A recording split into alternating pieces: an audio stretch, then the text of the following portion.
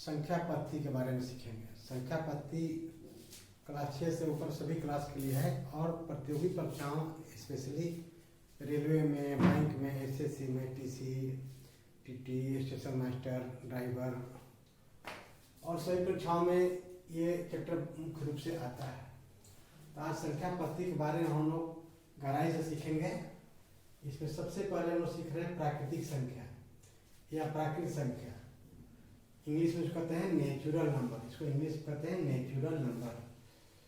तो गिनती की संख्या को हम लोग कहते हैं प्राकृतिक संख्या, अर्थात 1, 2, 3, 4, 5, 6, 7, 8 ये जो भी नंबर आता है ये सभी संख्या को हम लोग कहते हैं एन तक। एन मीन्स नेचुरल नंबर, यानी 1 से लेकर जितनी संख्याएं होती है सारी संख्याओं को हम लोग कहते हैं प्राकृतिक संख्या। प्राकृतिक संख्या यानी इसमें सबसे छोटी संख्या है 1 और अंत का कोई लिमिट नहीं है इसमें।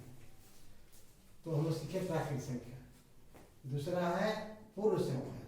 अभी हम लोग सीखे कि गिनती की संख्या को प्राकृतिक संख्या कहते हैं 1, 2, 3, 4, 5, 6, 7, 8, 9 से लेकर अंत तक ले। उसमें जीरो भी हम लोग शामिल कर लेंगे, गिनती का अतिरिक्त शून्य को शामिल कर लें तो हो जाएगा पूर्ण संख्या। अर्थात 1, 2, 3, 4, 5 भी होता है पूर्ण संख्या और साथ ही साथ जीरो भी होता है पूर्ण संख्या। लेकिन जीरो प्राकृतिक संख्या नहीं है, जीरो केवल पूर्ण संख्या है। जीरो के अलावा 1, 2, 3, 4, 5, 6, 7 जो भी हम लोग गिनना चाहें लोग चाहे तो दे सकते हैं। हम लोग मीन्स हो गया होल नंबर। प्राकृतिक संख्या कहते हैं नेचुरल नंबर, इसको कहते हैं, इसको कहते हैं होल नंबर, इसे डब्ल्यू लिखे वहां पर। तीसरा है पूर्णांक, पूर्णांक संख्या। ये धनात्मक संख्या और ऋणात्मक दोनों संख्या का मिला जुला होता है। धनात्मक ऋणात्मक संख्या या शून्य को सहित सब कहते हैं पूर्ण संख्या। जैसे -20, -18, -5, -1, 0, 1, 2, 3, 4, 20, 100, 200 जितना कहना हो सभी संख्या। यानी इसमें माइनस संख्या भी बहुत सारा होता है और प्लस भी होता है, जीरो भी होता है। अब इसमें जो माइनस है इधर वाला कहते हैं हम ऋण पूर्णांक, इसको कहेंगे। इधर वाला कहते हैं धन पूर्णांक। और जीरो बीचों बीच होता है। जीरो न तो धनात्मक होता है न तो ऋणात्मक होता है। नोट लिख दिए यहाँ पर। तो शून्य न तो धन पूर्णांक है न तो इन दोनों के बीचों बीच होता है। शून्य जो होता है इसको याद कर परीक्षा में आता है कि शून्य क्या है, तो शून्य न तो धन पूर्णांक है न तो ऋण, दोनों के बीचों बीच होता है। आगे हम पढ़ते हैं सम संख्या। जो संख्या 2 से पूर्णतः विभाजित हो जाए अर्थात शेष जीरो बचे, शेष कुछ भी नहीं बचता है। अर्थात जिस संख्या का अंतिम अंक 2, 4, 6, 8 ही सब रहता है। 2, 4, 6, 8, 10, 12, 14, 2n इनकी संख्या किसी भी संख्या को हम 2 से दुगुना कर देंगे तो सम संख्या बन जाता है। अब रह गया विषम संख्या। जो संख्या 2 से भाग देते हैं पूर्णतः विभाजित नहीं होती है, भाग देते हैं एक लास्ट में बच ही जाता है। जैसे 1, 3, 5, 7, 9, 11, 13, 15 कोई भी संख्या 2 की संख्या को दुगुना करके हम लोग 1 जोड़ देंगे या घटा लेंगे तो हो जाएगा विषम संख्या। अगला पढ़ते हैं हम लोग अभाज्य संख्या। इसको ऋण संख्या भी कहते हैं, प्राइम नंबर। इसको इंग्लिश में हम लोग कहते हैं प्राइम नंबर। इसको हम लोग बोलते हैं प्राइम नंबर। इस संख्या को बोलते हैं प्राइम नंबर। तो जो संख्या अपने आप स्वयं से और एक को छोड़कर अन्य किसी भी अंक से विभाजित नहीं होती है उसे कहते हैं अभाज्य संख्या। यानी अपने आप से विभाजित होगा और 1 से होगा, बाकी किसी से अंक से नहीं कटे। जैसे 2, 3, 5, 7, 11, 13, 17, 19, 23, 29, 31, 37, 41, 43, 47, 53, 59, 61, 67, 71, 73, 79, 83, 89, 97, 101, 103 इन संख्याओं को हम कहते हैं अभाज्य संख्या, प्राइम नंबर। इसमें जुड़वा अभाज्य है। जब 2 अभाज्य संख्या के बीच में केवल एक ही भाज्य संख्या हो, केवल एक ही, जैसे लिखे 3 और 5, 3 और 5 के बीच में केवल क्या है, 4 है। 5 और 7, यहाँ लिखे 5 और 7 के बीच में केवल 6 है।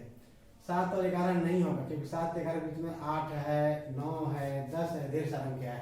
11 13 होगा, 11 13 होगा। 11 के बीच में 13 केवल 12 है। 13 17 नहीं होगा क्योंकि 13 के बीच में 14 है, 15 है, 16 है, 3 संख्या है। 17 19 होगा, 17 19 होगा, 17 के बीच में केवल 18 है। 29 31 होगा, केवल 30 है। 41 43 होगा, केवल 42 है। 59 61 होगा, केवल बीच में 60 है। 71 73 होगा, बीच में केवल 72 है। 101 केवल 102 है।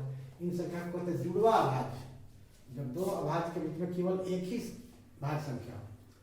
अब है भाज्य संख्या, संयुक्त संख्या, इसको हम कहते हैं कंपोजिट नंबर, इसको हम लोग बोलते हैं कंपोजिट नंबर।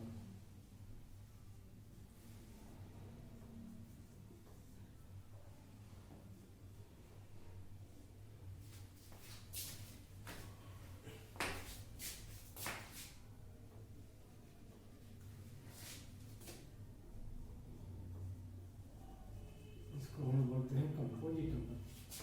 तो जो संख्या को भाग देते हैं स्वयं से या अपने आप को छोड़कर अन्य संख्याओं से भी होता है विभाजित, उससे जो संख्या स्वयं से एवं एक कथित अन्य संख्या से भी विभाजित होता है। जैसे 4, यहाँ पर हम लिखे थे 2 3, उसको लिखे 5, बीच में 4 छूटा, 4 भाज्य है। 5 के बाद में 6 यहाँ छोड़ दिए, 6 यहाँ पर है, फिर 7 है वहाँ पर अभाज्य में, 8 यहाँ पर है। 8 के बाद में वहाँ सीधे 7 में 11 आ गया, तो 8 9 10 यहाँ पर आ गया। फिर 11 के बाद में 13 आ गया, तो बीच में 12 यहाँ पर आ गया। 13 के बाद में सीधे 17 है, 17 के बाद में 14 15 16 यहाँ पर है। 17 अभाज्य में है, 18 यहाँ पर है भाज्य में, 19 है अभाज्य में, तो 20 21 22 तक है भाज्य। फिर 23 यहाँ पर है, इसके बाद 24 25 26 27 28 यहाँ पर है।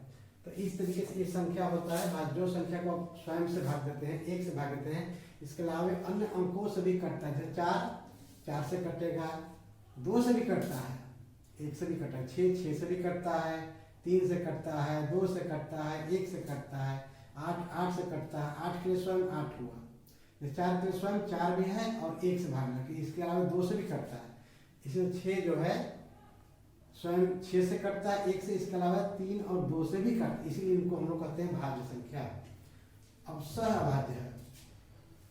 सह